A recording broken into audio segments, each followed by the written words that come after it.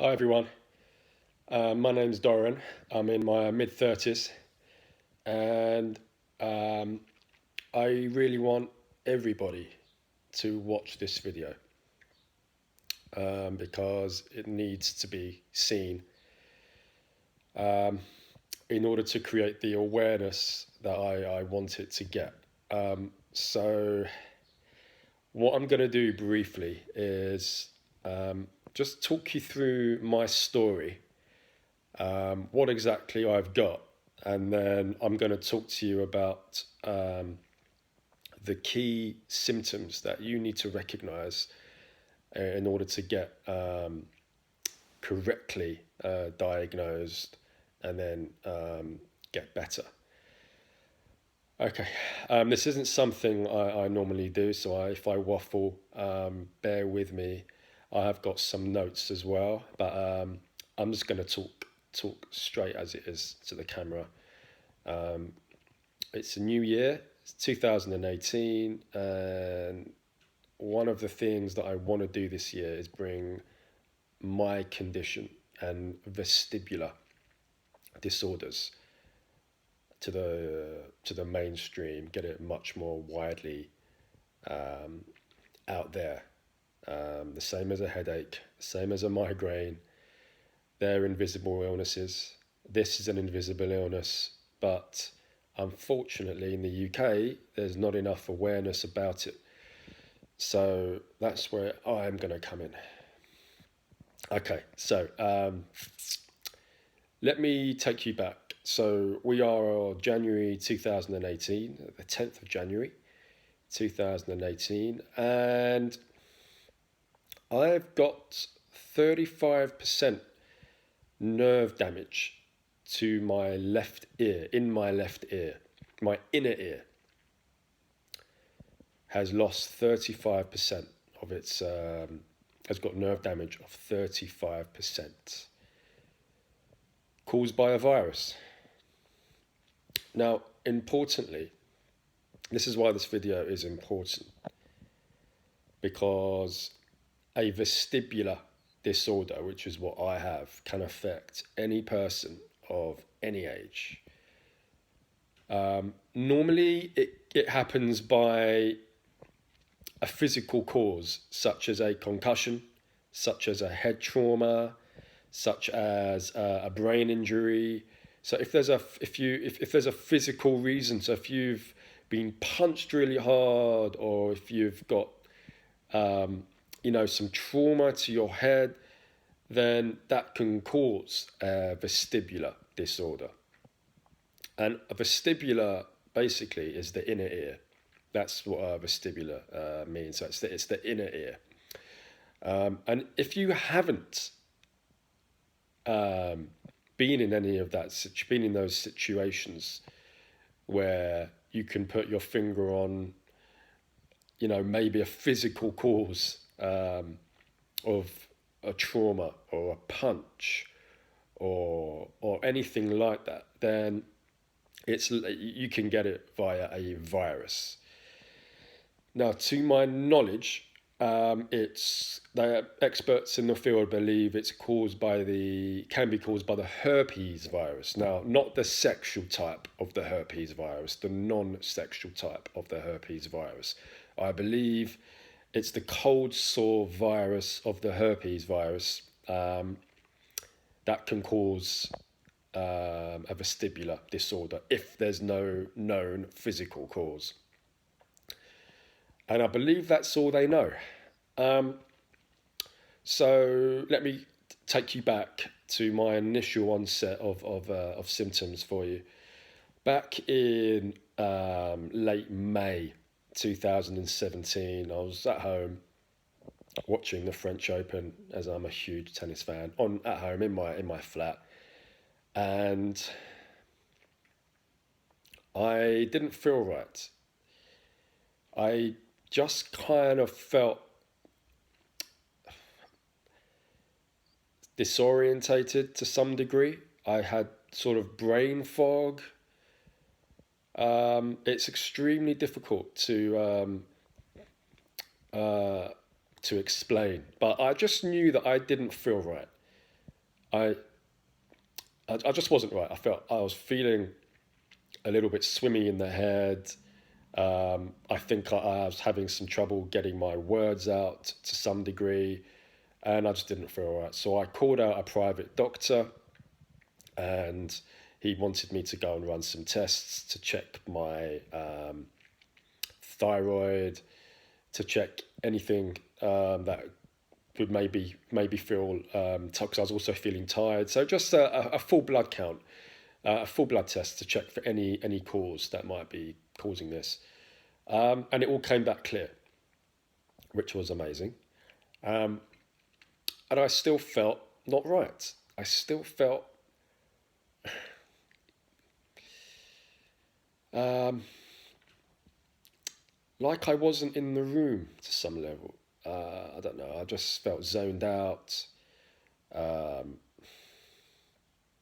and I just knew I wasn't right in the head. Just felt all over the place. So I felt quite a little bit dizzy. I felt um, just not right, really. Um, so that came back clear. I went to the gym a few weeks later. I went on the cross trainer for a little bit. I came off and felt a bit giddy as well. Now the dizziness that I'm describing isn't vertigo where you're seeing the room spin. It's a different type of vertigo that I'm describing, which is why my condition was really difficult to diagnose. And the I think the icing on the cake for me was when I was coming home from work on the tube, and I really started to feel like I was going to faint on on the train. Um, I felt my heart rate increase. I was getting palpitations, um, and I started to get really worried. I remember calling my mum on the way home from getting off the train, because literally what happened was I got off the train. I felt like I was staggering from side to side, like I was drunk, but obviously I wasn't. Um, and I just felt like I was going to pass out. And I think that was my initial onset of my of maybe that was my initial onset of my disorder, because it was such a vivid sensation. I literally came off the tube and I felt just like dizzy, really dizzy, and I my balance was all off as well. Um, and I got into the off license. I managed to get some water. I got myself to A&E. I was having palpitations. I was feeling very out of breath. Again, a lot of this might have been panic. I got seen in A&E. It was very, very difficult for me to describe my symptoms to the receptionist because I didn't know what was happening to me. I just knew that I thought I was going to faint and my heart was racing. Now, that could very well have been panic with the heart racing. The palpitations could very well have been panic as well. But the only way I can describe it to you is I felt my balance was affected. So I was staggering from side to side, and I felt lightheaded. So I always thought I was going to pass out. And that's how I was describing my dizziness. So let me bring you forward slightly. So I was misdiagnosed in A&E. Unfortunately, I was diagnosed with another condition, incorrectly diagnosed, but that's in the past now. I will do a separate video on my misdiagnosis so that everyone is aware of what I was misdiagnosed with, to raise more awareness about that condition as well. And in general, vestibular disorders, I feel there's a very grey area in this country. So I was misdiagnosed in A&E. I was then referred to an ear, nose and throat specialist. And the ear, nose and throat specialist didn't know what was wrong with me. And at the time, my main symptoms were feeling lightheaded. I didn't really get anything else at the time. I just felt lightheaded. So my ear, nose, and throat specialist did some maneuvers. He gave me a hearing test. He sort of gave me some other sort of vertigo-related tests, which all came back clear. I was quite devastated because I went to Harley Street and I thought that this highly regarded doctor would be able to give me my diagnosis, which at the time was BPPV, and I will explain that in another video. But I didn't. I was misdiagnosed in A&E. So he referred me to a cardiologist and told me to drink salt water because I was describing my dizziness as lightheaded. He wasn't sure what it was and he thought it was related to my heart. So he told me to drink salt water to stop me from passing out. So for about a month, I would continuously go to work drinking salt water to stop me from passing out, which was quite scary because I didn't know what I had at the time. Just move the camera slightly. So that was quite hard. It was difficult on two levels because firstly, I left there not knowing what I have, and I was quite scared that I might have a problem with my heart, and I also thought that I might faint. So that was quite a tough day back in June 2017. So I went to see a cardiologist, took my sister along with me. I was quite scared. And during all this time of me not knowing what this is, I noticed myself getting extra symptoms as well. So my condition got progressively worse. It didn't all happen at once. Bear with me, because I am going to talk you through the symptoms that I had. I'm just giving you my full picture here, just to let you know what I've been through, and just how complicated this condition is to diagnose.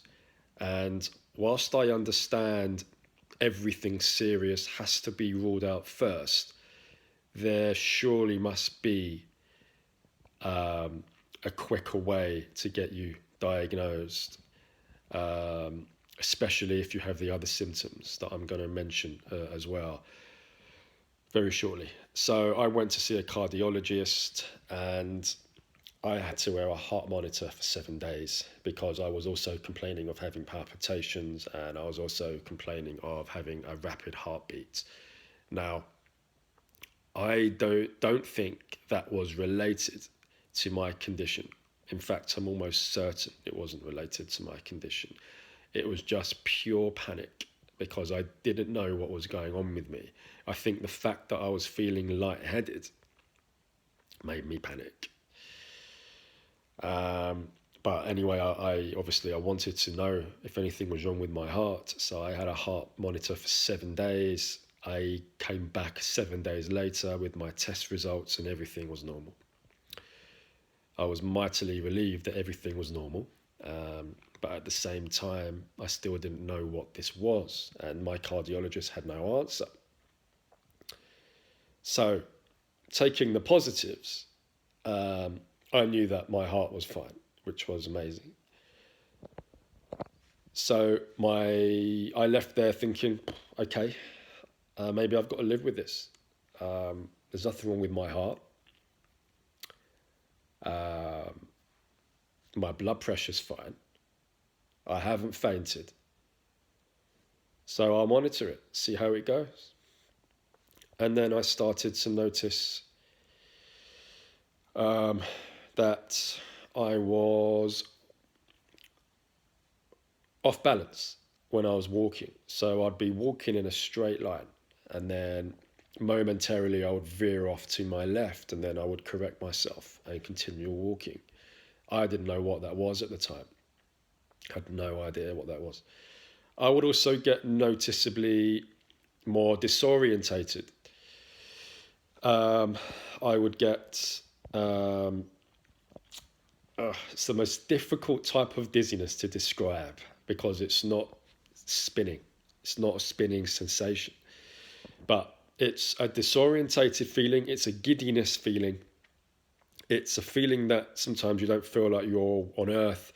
I've never been drugged in my life before, but it's a feeling of maybe like you've been drugged, maybe an out of body experience, some sort of dizziness that you can't really put your finger on. And that's what I was feeling, along with the balance and along with having trouble getting my words out, which I still have to this day. Concentrating, carrying a conversation, being around lots of people, being at work was exceptionally difficult, especially not knowing what I have. But I had to live with it, knowing that nothing was serious. And it got to the point where I'd had enough because I knew I still wasn't right and this wasn't going away. So I went to see a neurologist, and he was my last hope. I was praying that he knew what was wrong with me.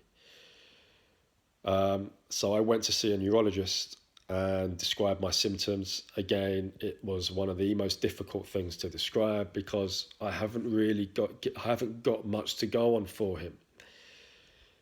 I was really nervous. I was scared. I mean, I sort of went there and I said, I don't feel right in the head. I just feel disorientated. I feel like my balance is a bit off. I feel disorientated. I'm feeling. That's all I had to go on, guys. But that's all I could give him. So he gives me some sort of typical tests to rule out anything wrong with my brain. So some functional tests, and he thought everything was fine. And he wanted me to elaborate on my dizziness, just to give him a bit more to go on. And then I mentioned to him that I felt motion sickness. The dizziness that I'm sort of describing, I could only put it down to sort of a motion sickness sensation, feeling a little bit sick but never being sick, along with me feeling like giddiness, disorientation. He wanted me to go for a brain scan on the day. So I had my brain scan done in the evening, MRI scan. He wanted me to get it done straight away. Was a little nervous, but not overly nervous because I know there's nothing wrong with my brain.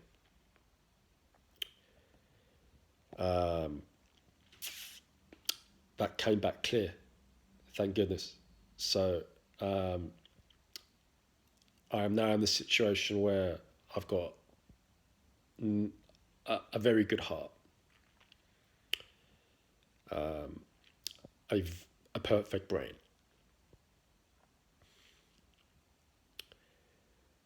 and no answers. Now, my neurologist then decided to, he didn't know what it was, but he decided to refer me to someone who specializes in the inner ear, and they are called vestibular doctors. So that's vestibular. And I had no idea what that was at the time. I was just hoping that the next person I saw knew what this was. And this was all over a course of 2 to 3 months. I pretty much owe my life to that neurologist. Without him referring me to this vestibular physician, I would still, till this day, 7 months later, not know what I have. Which is one of the key reasons I am making this video. Because at the end of the day, life is all about reassurance. We all feel so much better when we have answers to things. I'm more grateful than ever to the doctors out there that help everyone on a daily basis. Without them, would be totally lost, would be forever panicking, would be forever scared because at the end of the day, these are the people that offer you and give you the answers. So I got my diagnosis via a vestibular physician, and that's when I knew what I had. I went to see a vestibular physician. I explained my story. I got a questionnaire, and I wrote down all the things that were relevant to me. She gave me a balance test. She gave me lots and lots of different tests in my ears to confirm my diagnosis, and then it was confirmed that I have a 35% nerve damage to my left ear. Now, guys, I'm going to just quickly talk you through my symptoms, okay? Because as I mentioned, it can affect any person of any age. And whilst it's really difficult when you're going through it, ultimately you don't want to know. You don't want to know that you're going mad. You want an answer to what you're going through, and let me go through with you the symptoms briefly before I end today, and I'm going to do more videos on this subject, just about my condition, and in general, just to raise more awareness in general. Let me glare over. Okay, so must stress, I'm not a doctor. I'm purely doing this to help people because of the complexity of my condition. Just be aware that it can happen. If you or anyone you know has any of these symptoms that I'm going to read out, now please bear in mind that you're going to need to have all of these.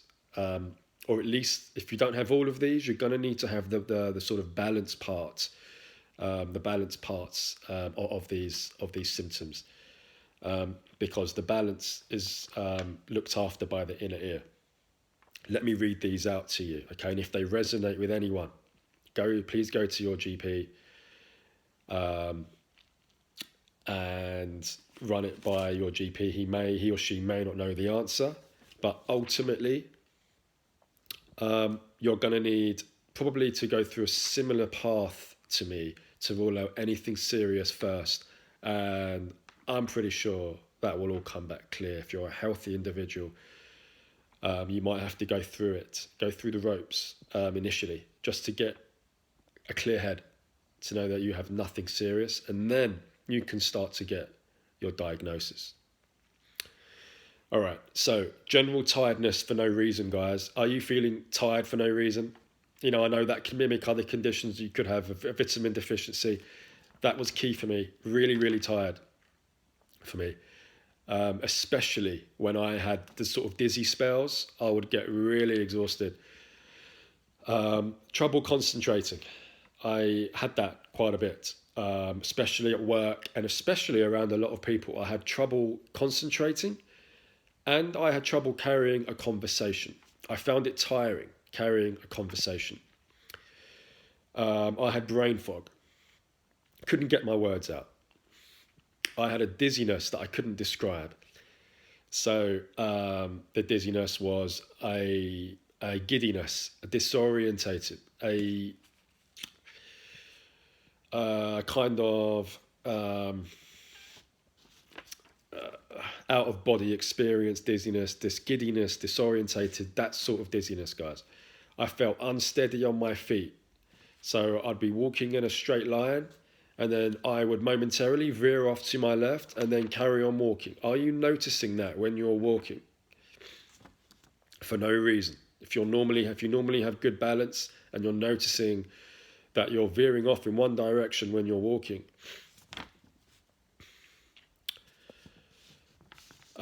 and the giddiness that I'm describing, this is really important. The sort of disorientated feelings that I'm describing to you were made much worse.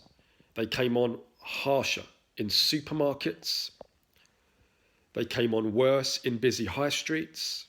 They came on worse in airports, and they also came on worse in restaurants. So that giddiness that I've described, Those environments made it worse. Now, are you noticing that it comes on worse in those environments, and you're noticing trouble with your balance, and you're having brain fog, and you're having trouble concentrating? Guys and girls, you're not going mad. There's an answer to what you're experiencing, and it could be to do with your inner ear. Okay, I'm gonna sign out in a minute and do another video very shortly, because it's quite difficult to do this video. But just primarily, this is an awareness video, guys. It's the new year, it's 2018. I want to make a difference this year. I want to try and help as many people as possible going through this condition. It's very common in America. It's not so common here. And if I have read out any of those symptoms and they resonate with someone, then please get checked out, guys. Please go and see your GP. Go and tell your GP. Let him run all the tests that you need. If you're not getting any answers, then you're not going mad. Go and see someone who specializes in the inner ear, and let's get you diagnosed. But ultimately, please bear in mind those symptoms and share this video.